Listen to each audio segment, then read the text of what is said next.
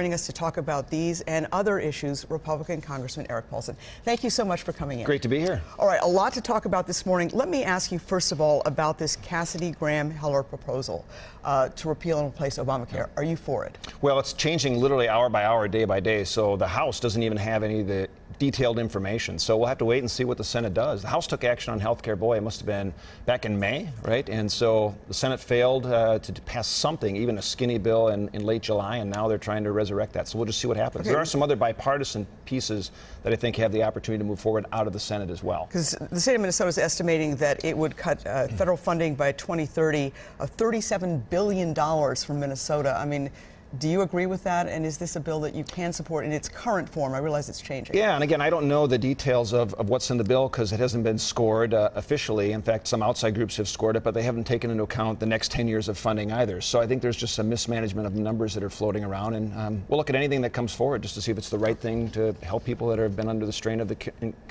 Continuing Affordable Care Act. Okay, because you did vote back in May for what was called Trump Care. Is this better or worse, do you think? Well, it's better to help people obviously get relief under the current Affordable Care Act so they don't have skyrocketing premiums, lose their doctor. That's the focus that needs to be addressed, and giving states more flexibility. All right, well, let me ask you, because you did weigh in on this issue of a waiver. This is a complicated issue. The Trump administration appeared to give Minnesota assurances that they would get a waiver for the reinsurance plan that would help reduce premiums. Also, the Trump administration proposing massive cuts to MnCare, which provides health care for the poor. You said you were appalled at the president's and the administration's action.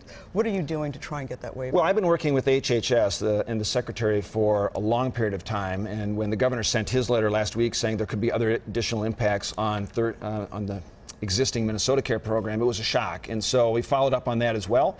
And we did learn that there's actually been in negotiations for about a month on that to resolve that situation. The good news is the waiver's been granted.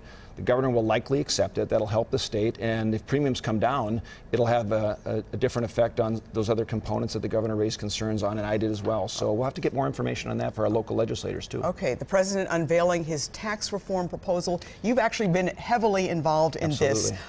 What are the details? Because we'd all like to know. You know, this is an important week. The framework is going to get revealed and laid out to the public. We're going to be filling in a lot of those details this week and next week. It's so critical for our economy. You know, look, the economic recovery since the Great Recession has not served a lot of Minnesotans well, or a lot of Americans for that matter. Young people are at risk of going backwards if we don't have a competitive economy, and baby boomers and seniors in those generations are going to have difficulty with undermined programs of Social Security and Medicare if we don't have a competitive growing economy. So for me, this is about restoring a prosperous future with lower rates, consolidated brackets, more simplicity, having a competitive economy, which is going to make sure that our next generations are able to compete and get jobs and pay student loans and have opportunity. All right, a lot of critics have been concerned that this tax reform bill will actually provide the biggest benefit to people like President Trump, the wealthiest 1%. Will any cuts to the wealthiest be offset by reduced deductions? Yeah, our focus right now is helping middle-class income Americans.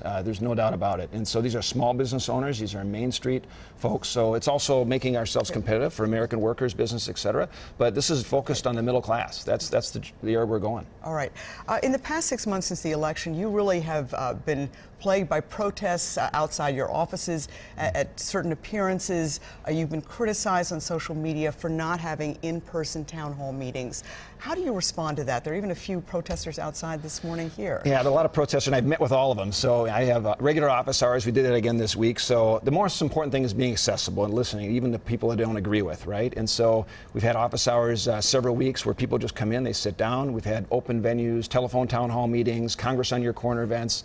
Those events continue, and so I use a whole host of variety measures to communicate with my constituents on a regular basis. You know, I did see on your Facebook that Congress on Your Corner, I think it was up in the northern part of your district just this past week, but some of the critics were saying on your Facebook that you didn't have any notice of that. Is that true? Well, we send mailings to the local community. So again, these are the same critics that, the same 50 people that are out protesting that I've already met with that say the same thing over and over.